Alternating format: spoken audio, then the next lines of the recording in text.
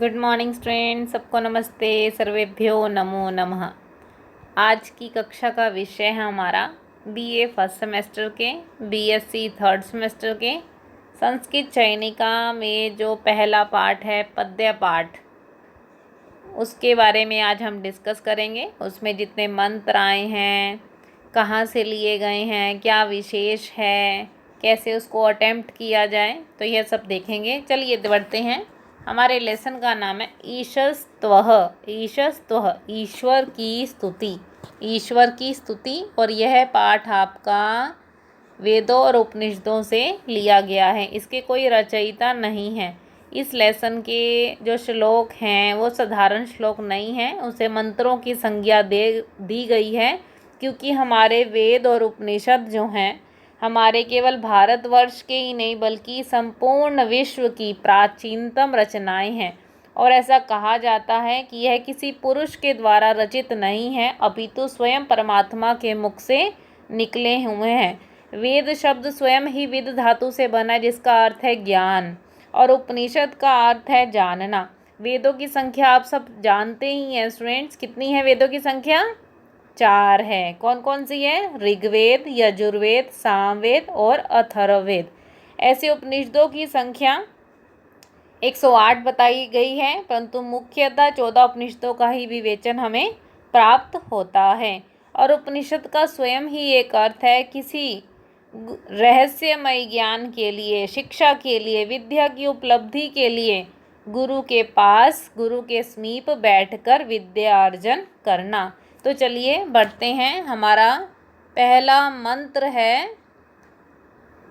उस मंत्र को जानने से पहले हम इसके विषय में थोड़ा सा परिचय ले लेते हैं कि हमारे वेद उपनिषद जो हैं सर्वाधिक प्राचीन ग्रंथ है और सैकड़ों इसमें परमात्मा की स्तुति परक आपको मंत्र मिलते हैं। और जो हमारे सिलेबस में है वो केवल कितने मंत्र हैं? 5 मंत्र हैं, जो अलग अलग स्थानों से लिए गए हैं। इतनी जानकारी आप प्रत्येक मंत्र के प्रसंग में आप लिखेंगे कि पहला मंत्र है कठोपनिषद से लिया गया है, द्वितीय मंत्र यानी दूसरा मंत्र आपका श्वेताश्वरोपनिषद से है, तीसरा मंत्र आपका यजुर्वेद से है, चतुर्थ मंत्र आपका अथर्ववेद से है और पंचम मंत्र भी आपका अथर्ववेद से है। तो इतनी जानकारी आपको याद करनी है, जो बहुत ही इम्पोर्टेंट हैं और बहुत ही आसान ये आपके पास मंत्र हैं। तो चलिए देखते हैं। हमारा पहला मंत्र हमें क्या बता रहा है? नित्यो। अब आपको यहाँ पे एस का साइन दिख रहा है, तो भी आप जो ग्रामर पढ़ चुके हैं तो उसमें हमने बताया था इसे पूर्व रूप का चिन्ह कहते हैं। और जब इसको अलग अलग करके पढ़ते हैं तो इसकी अ की साउंड होती है, नित्य अनित्या नाम। और जब जोड़कर पढ़ते हैं तब ये बनता है नित्यो। ये जो एस का साइन है इसको कुछ नहीं बोलना, साइलेंस है। और इसको जब दूर तक बोलते हैं ऐसे, नित्यो नित्यानाम, चेतनो चेतनानाम, एको बहूनाम, यो विदधाति कामान, तमात्मस्थम। तमात्मस्थम ये फिर से अवग्रह का चिन्ह है, थोड़ा दूर तक लेके जाएं। ये नु पश्यन्ति धीराः तेषां शांति शाश्वती नेत्रेषाम। तो चलिए पहले इसका हम सबसे पहले पदच्छेद करते हैं, माने इसको तोड़ते हैं कि क्योंकि जब तक हम तोड़ेंगे नहीं तो इसके अर्थ हमें स्पष्ट नहीं हो पाएंगे। तो देखते हैं पदच्छेद क्या है इसका। और यह मंत्र आपका कहाँ से लिया गया है? कठोपनिषद से लिया गया है। चलिए पदच्छेद देखें इसका। देखिए, नित्यो अनित्या नाम, ये बना नित्य। ये हमारी विसर्ग संधि के कारण यहाँ पे ओ की मात्रा इसे लगी हुई है, तो ये बना नित्य अनित्या नाम। नेक्स्ट देखिए, चेतनो चेतना नाम, ये बना चेतनः अचेतना नाम। एक बहुनाम, यो की जगह आपने विसर्ग संधि का प्रयोग है, यह विदधाति कामान। तम, आगे देखिए, तम आत्मस्थम, ये अनुपश्यन्ति धीरा तेषां शांति शाश्वती न इत्रेषाम। अब आप देखिए यहाँ पे न इत्रेषाम आपको दिख रहा है, और ये कैसे बना हुआ है? यहाँ पे आपकी गुण संधि है। जैसे आप गणेश, महेश, सुरेश बनाते थे ना, गण प्लस ईश, महा प्लस ईश, रमेश, रमा प्लस ईश। तो ये आपके पास इस तरह से आपका पदच्छेद यानी एक एक वर्ड को तोड़ गया है ताकि आपको अर्थ निकालना आसान हो जाए। अब हम क्या करेंगे, इसके बाद हमारा काम है जो इसमें कठिन आपको शब्दार्थ लग रहे हैं उसके अर्थों को जानना। ठीक है, तो देखते हैं स्टूडेंट्स क्या हमारे शब्दार्थ हैं। अब आप देखिए ये आया हमारे पास विदधाति, है ना। तो विदधाति का क्या अर्थ है, पूरा करना। ठीक है, अनुपश्यन्ति आया तो इसका क्या अर्थ है आपके पास, देखना। ठीक है, शाश्वती का अर्थ है सदा रहने वाला। इतरेषाम का अर्थ है अन्य जीवों को। ठीक है, तो आप बाकी देखिए, बाकी आपके सारे स्पष्ट हो चुके हैं कि कहाँ पे क्या क्या अर्थ है। तो अब आपको अटेम्प्ट करने का तरीका क्या है, सबसे पहले आप प्रसंग लिखेंगे। प्रसंग में आपको 3 चीज़ें लिखनी ज़रूरी हैं। अपनी बुक का नाम लिखिए, संस्कृत चयनिका। उसके पश्चात आप लेसन का नाम लिखिए और उसके बाद आप राइटर का नाम लिखिए, राइटर ने कहाँ से लिया है। और इस लेसन में आपका कोई राइटर नहीं है, ये अलग अलग जगह से यानी उपनिषद और मंत्र से वेदों से लिया गया है। तो ठीक है, तो इतनी जानकारी आपको प्रसंग में देनी है। और दूसरा आपका है अवतरण, माने क्या स्थिति बनी है, कठोपनिषद से लिया गया है। तो ये यम और नचिकेता के संवाद हैं इसमें, कि छोटा सा बाला नचिकेता है और यमराज के जब जाता है घर पे तो 3 दिन तक भूखा प्यासा रहता है, तो उस चीज़ का यहाँ पर वर्णन है। तो उसके आपको एक लाइन में यहाँ बताना है। उसके बाद उसका अर्थ बताइए, उसकी हेडिंग आप सरलाद डालिए, अर्थ डालिए, एक ही बात है। उसके बाद उस श्लोक को, उस मंत्र को आप व्याख्या कीजिए। कोई विशेष बात आपको पता चलती है वो बताइए। व्याकरण का अंश जितनी आप संधि आप क्लासेस में पढ़ चुके हैं, शब्द रूप पढ़ चुके हैं, धातु रूप पढ़ चुके हैं, तो इसको आप व्याकरण के अंश में जोड़ सकते हैं बहुत आसानी से। ठीक है स्टूडेंट्स, तो उसके बाद आप देखिए अब, तो यहाँ पर आपके पास व्याकरण के अंश आपको पता चल रहे होंगे स्टूडेंट्स, क्या क्या आपने किए थे। जैसे आपने किया यहाँ पे अनित्यानाम, चेतनानाम, कामान, बहुनाम, तो ये आप सबको दिख रहे हैं कि ये कैसे बने हुए हैं। ठीक है स्टूडेंट्स, तो इसको आप बड़े ध्यान से कीजिए। जैसे कामान, तम तौ तान, तो ये आपका बना रामः, रामम, रामो, रामान, द्वितीय विभक्ति का बहुवचन बन गया। ठीक है, अचेतना नाम, अनित्या नाम, बहुनाम, ये कहाँ पर बनते थे, षष्ठी विभक्ति के बहुवचन में बनते थे। ठीक है, न प्लस इतरेषाम, यहाँ आप गुण संधि कर सकते हैं। तो ऐसी छोटी छोटी व्याकरण जो आपने क्लासेस में सीखी हैं, तो इसका आप प्रयोग जरूर करें।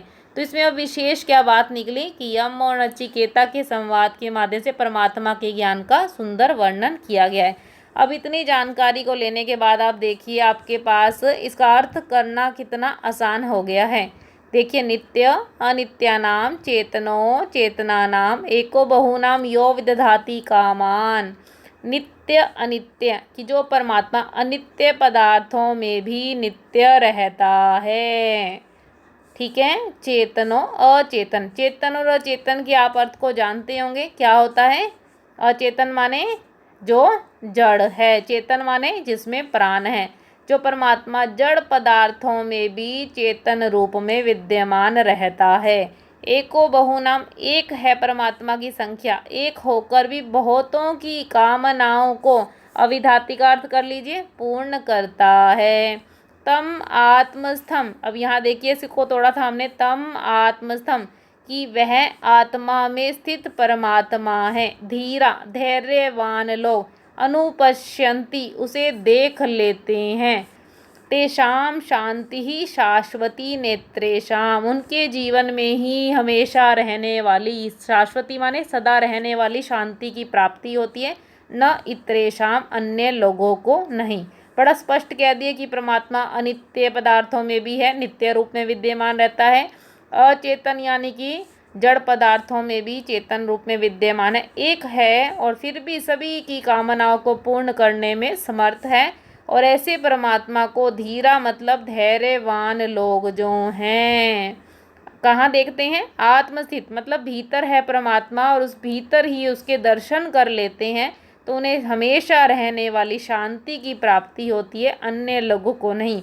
तो यहाँ पे बड़े स्पष्ट कह दिए कि परमात्मा सर्वव्यापक है और जो इस सर्वव्यापक सत्ता का अपने भीतर देख लेता है, उसका दर्शन कर लेता है, उसके जीवन में आनंदमय स्थिति उत्पन्न हो जाती है, अन्य अज्ञानी लोगों के जीवन में नहीं।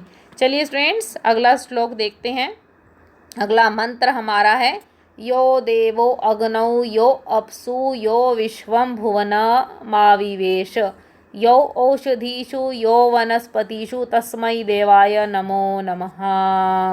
यह मंत्र हमारा है श्वेताश्वरो उपनिषद से। इसका सबसे पहले पदच्छेद करते हैं कि थोड़ा और आसान हो जाए अर्थ की दृष्टि से। देखिए कैसे बनाया। यहाँ पे आपका यो था, इसको यह बनाया, विसर्ग संधि का नियम है। देवों की जगह जहाँ भी ओ की मात्रा है उसे आप विसर्ग बनाइए। अग्नौ है यह, फिर आ गया अपसु बना, सेम है। विश्वम, इसको हमने बनाया भुवनम, यहाँ पे थोड़ा तोड़ दिया, आविवेश। और उसके पश्चात हमारे पास है यह औषधीषु यह वनस्पतिषु तस्मै देवाय नमो नमः। तो ये सरल था, कुछ भी ज़्यादा कठिन इसमें नहीं आया है। अब फिर भी इसके अर्थ देख लेते हैं, कहाँ कहाँ कौन से शब्दार्थ देखने पड़ेंगे। अपसु का अर्थ है जल में, विश्व का अर्थ है समस्त, और भुवनम का अर्थ है संसार में, आविवेश का अर्थ बनता है व्याप्त। ठीक है स्टूडेंट्स, तो चलिए करने का तरीका वही है। आप पहले प्रसंग लिखेंगे, अवतरण लिखेंगे, क्या विशेषता है इस मंत्र की, अर्थ बताएंगे बिल्कुल जो सरल आपको समझ आएगा। उसके बाद उसे एक्सप्लेन कीजिए, कोई विशेष बात है, कोई व्याकरण के अंश को आप निकाल पा रहे हैं तो वो आप लिख दीजिए। तो चलिए थोड़ा सा अब इसमें व्याकरण का अंश देख लेते हैं कि कहाँ कहाँ पर हमें कुछ पता चल रहा है कि हमने जितनी पिछली ग्रामर की है तो उसके हिसाब से हमारा कितना हिस्सा हमें पता चला है। तो देखिए यहाँ पे बना तस्मै देवाय ओम नमः शिवाय, यानी चतुर्थी विभक्ति का प्रयोग किया गया। तस्मै तद शब्द रूप का पुल्लिंग और नपुंसक लिंग में कहाँ पर आता है ये, सतौते तम तौतान तेन ताभ्यम तई तस्मै, चतुर्थी विभक्ति का एक वचन। आगे देखिए यहाँ पे आपको दिख रहा है औषधीषु वनस्पतिषु। ठीक है, तो ये वर्ड आपके पास अपसु, ये कहाँ मिलते थे, तेषु रामेषु बालकेषु, सप्तमी विभक्ति का बहुवचन का यहाँ पर प्रयोग है। ऐसे अग्नौ में भी सप्तमी विभक्ति का बहुवचन का प्रयोग, एक वचन का प्रयोग है। तो चलिए इसके अर्थ को अब हम बनाते हैं। इसमें क्या विशेष हमें मिल रहा है ये भी देख लेते हैं। इसमें दिव्य और अदिव्य पदार्थों में परमात्मा की उपस्थिति को बताया गया। परमात्मा हर एक पदार्थ में सर्वव्यापक है, उसकी उपस्थिति हर स्थान पर उपलब्ध है। तो चलिए इसके अर्थ को बनाते हैं। यो देवो अग्नु, जो अग्नि में है परमात्मा, अग्नि में कैसे, तेज रूप में है। अपसु माने जल में है। अभी आपने किया, परमात्मा जल में कैसा है, तरल रूप में विद्यमान है। विश्वम भुवनम आविवेश, समस्त विश्व में समाया हुआ है, व्याप्त है। औषधीषु वनस्पतिषु, वही परमात्मा जो औषधियों में वनस्पतियों में कैसे है, जीवन के रूप में पर विद्यमान है। तस्मै देवाय, ऐसी शक्ति को, ऐसे परमात्मा को मेरा नमस्कार है। यहाँ पे बताया है परमात्मा का रूप जो है वह क्या है, प्रकाश रूप में परमात्मा विद्यमान है। जल के रूप में, यानी जल के रूप में परमात्मा विद्यमान है। औषधियों और वनस्पतियों में कैसे हैं, जीवन के रूप में विद्यमान है। ऐसी शक्ति को मेरा नमस्कार है। तो चलिए आगे देखते हैं। हमारा तीसरा मंत्र हमें क्या बता रहा है, बलमसि बलमहि देहि। ओजो, यहाँ पे अवग्रह का चिन्ह, फिर से पूर्व रूप संधि है। ओजोस्य ओजो मयि देहि, मन्युर्षि मन्युमहि देहि, सहोसि, यहाँ भी अवग्रह का चिन्ह है, सहो महि देहि। तो इसका ये मंत्र हमारा कहाँ से ले गया है, यजुर्वेद से लिया गया है। और इसके एक बार पदच्छेद करते हैं, थोड़ा तोड़ कर देखते हैं कहाँ पे इसको और याद करना आसान हो जाए। तो देखिए इसका पदच्छेद बनेगा, बलम है उसमें से अ निकाल दिया, असी बना, फिर बलम आया, फिर मही देही, सेम है। यहाँ पर आपके पास अवग्रह का चिन्ह था इसलिए तोड़ दिया, ओजो प्लस असी बना, ओजो मही देही। आगे देखते हैं, मन्यु रर्सी देखा था, मन्यु प्लस असी कर दिए, यहाँ पे विसर्ग संधि का प्रयोग है, मन्यु मही देही। सह असी दिया रखा था, यहाँ पे अलग अलग कर दिया, सह असी सह मही देही। जितनी भी ओ की मात्राएं आएंगी उसको विसर्ग बना दीजिए विसर्ग संधि के नियम के अनुसार। अब देखते हैं यहाँ पे कोई शब्दार्थ ऐसा है जिसका अर्थ हमें नहीं पता चल रहा हो, तो वो शब्दार्थ है हमारे देही। प्रदान करो। ओजो का अर्थ है तेज, मन्यु का अर्थ है क्रोध और सह का अर्थ है सहनशीलता। तो चलिए अब देखते हैं इसको करने का तरीका। वही है, प्रसंग लिखिए, अवतरण है, आपका अर्थ है, व्याख्या, विशेष और व्याकरण है। तो अब यहाँ पर देख लेते हैं एक बार व्याकरण के अंश की दृष्टि से आपको यहाँ पर क्या मिल रहा है। तो देखिए यहाँ पर आपने अस्मत् का शब्द रूप किया था, ठीक है, और अस्मत् के शब्द रूप में आपने क्या क्या किया था, वहाँ पर आपका मई कहाँ पर आता है, सप्तमी विभक्ति के एक वचन में प्रयोग किया जाता है। और अधिक आप देखा जाए तो ये आपका अब पूर्व रूप संधि है, यहाँ पे भी पूर्व रूप संधि है, जहाँ भी अवग्रह का चिन्ह मिलेगा तो ऐसी व्याकरण का अंश आप निकाल सकते हैं बड़ी आसानी से। तो इसका अर्थ देख लेते हैं एक बार। बलमसी, हे परमात्मा अब शक्ति के रूप में हो, हमें शक्ति प्रदान करो। ओजो का अर्थ आपने देख लिया है, तेज के रूप में हो परमात्मा, अपना तेज प्रदान करो। मन्यु का अर्थ है क्रोध है, क्रोध के रूप में हो, क्रोध हमें प्रदान करो। सहो माने सहनशीलता के रूप में हो, सहनशीलता प्रदान करो। कहने का तात्पर्य ये है कि हम परमात्मा के आगे यह प्रार्थना कर रहे हैं कि आप सर्वगुण संपन्न हैं, आप हमारे पिता हैं, और पिता में जब इतने गुण हैं तो वह संतान में भी अवश्य होने चाहिए। आप बल के रूप में हो, तेज के रूप में हो, क्रोध के रूप में हो, सहनशीलता का गुण हमें सिखाते हो, तो ऐसे सद्गुणों को हमें प्रदान कीजिए। तो यहाँ पे परमात्मा रूपी पिता के गुणों का संतान में प्राकट्य हो, ऐसी प्रार्थना हमें मिलती है। तो चलिए नेक्स्ट हमारा मंत्र है अभयम मित्राद, भय मित्राद, अभयम ज्ञाताद, भयम पुरो य, अभयम नक्तमभयम दिवा न, सर्वा आशा मम मित्रम भवन्तु। अगर हम इसका पद छेद नहीं करेंगे तो सब जगह हमें एक जगह दिख रहा है अभयम, फिर दिख रहा है भय। अभय का अर्थ है डर ना हो, भय का अर्थ है डर हो। तो यहाँ पे विपरीत स्थिति दिख रही है, परंतु जब आप इसका थोड़ा सा पद छेद कर लेते हैं तो वह आसान हो जाता है। और यह मंत्र आपका अथर्ववेद से लिया गया है। तो इसका पदच्छेद देखते हैं। देखिए अभयम बना मित्राद। अब आपने क्या करना है, जहाँ पे भी आपको द मिलता है और अधिकतर म मिलता है तो उसमें से जो भी स्वर है, अधिकतर अ ही निकलता है, उसको अलग से निकाल कर उसका अर्थ बनाया कीजिए।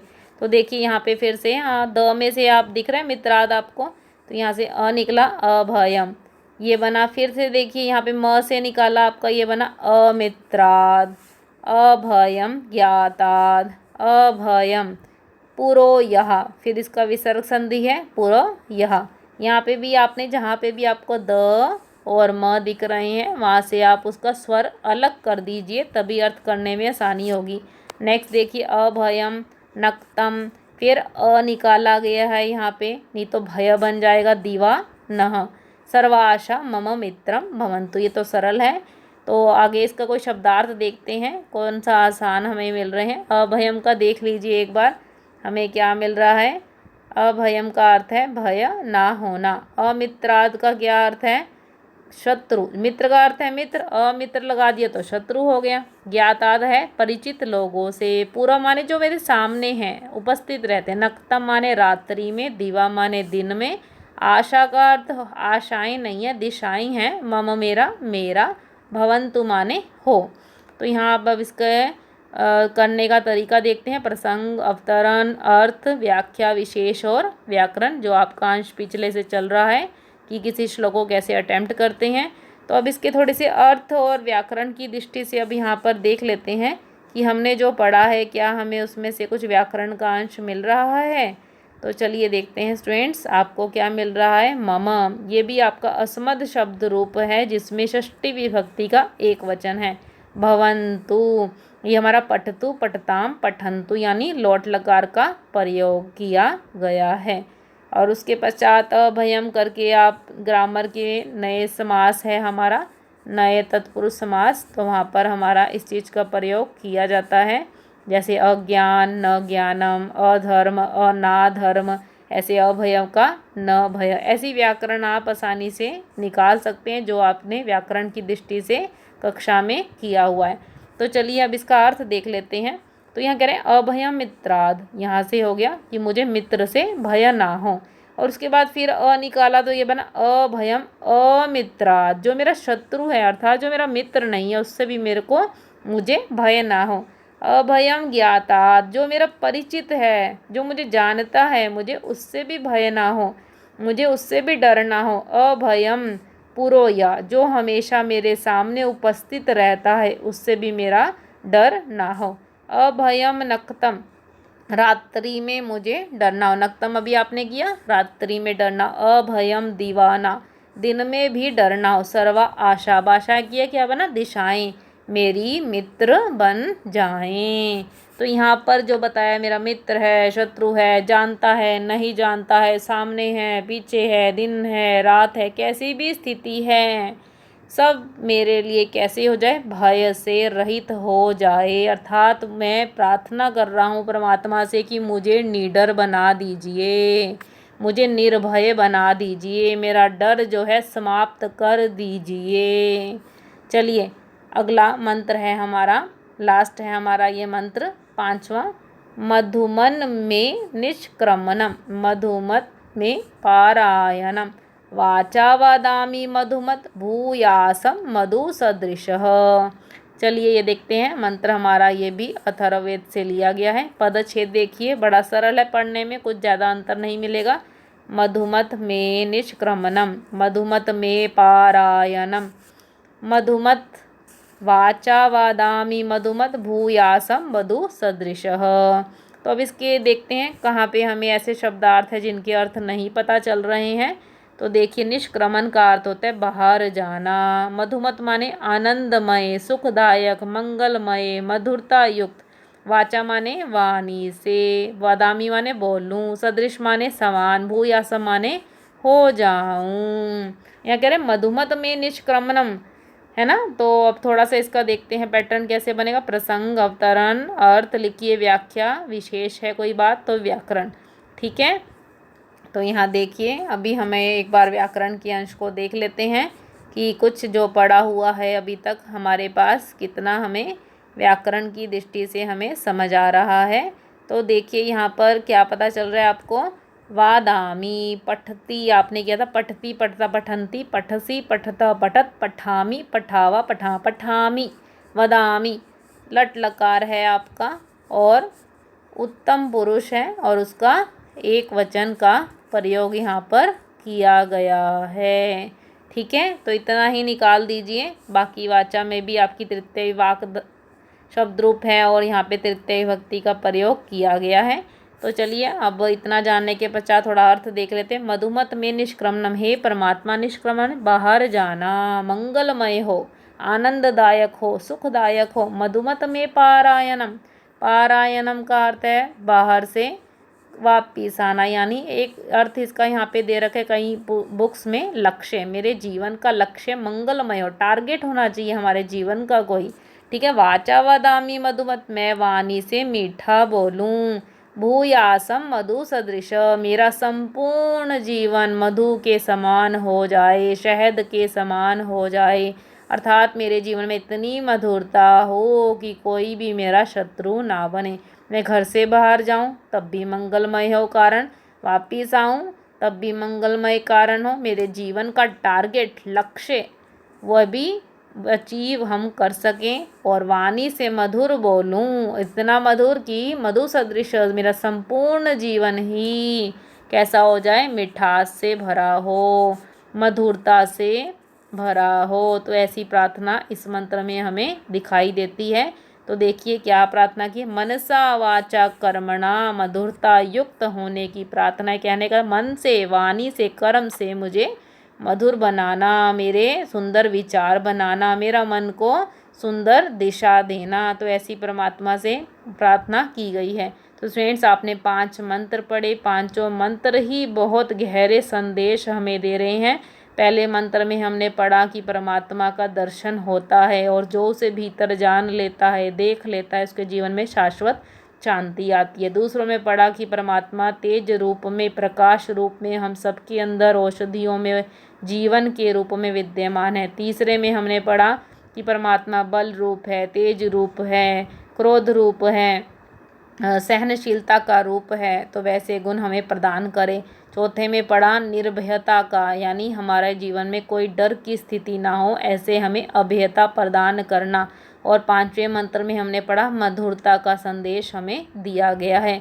तो ऐसे 5 मंत्र बड़े गहरे संदेश के साथ आपको बता रहे हैं और इम्पॉर्टेंट बहुत हैं ये, और आपको इनमें से एक ना एक मंत्र ज़रूर सॉल्व करने के लिए पेपर की दृष्टि से आता है। आप ज़रूर इसे अच्छे से पढ़ें और जहाँ पे भी आपकी कोई समस्या आए आप ले सकते हैं। आप सबका थैंक यू स्टूडेंट, बड़े धैर्य के साथ आपने इस कक्षा को अटेंड किया, लेक्चर को आपने सुना। फिर भी आपका कोई डाउट है, आपकी क्वेरी है, कोई क्वेश्चन है तो आप पूछ सकते हैं, कमेंट बॉक्स में डाल सकते हैं। आपका कोई सजेशन हो आप वह भी बता सकते हैं। ये कक्षा आपको कैसी लगी यह भी आप कमेंट बॉक्स में ज़रूर बताइए। और उसके अलावा अगर आपको ये लेक्चर अच्छा लगा है तो आप इसे अपने फ्रेंड्स के साथ लाइक कीजिए, शेयर कीजिए। और नई अपडेट्स को प्राप्त करने के लिए, नए टीचिंग मटेरियल को लेने के लिए आप चैनल को सब्सक्राइब करना ना भूलें। तो फिर मिलते हैं स्टूडेंट्स नई अपडेट्स के साथ, नए टीचिंग मटेरियल के साथ। तब तक के लिए सबको नमस्ते, नमो नमः।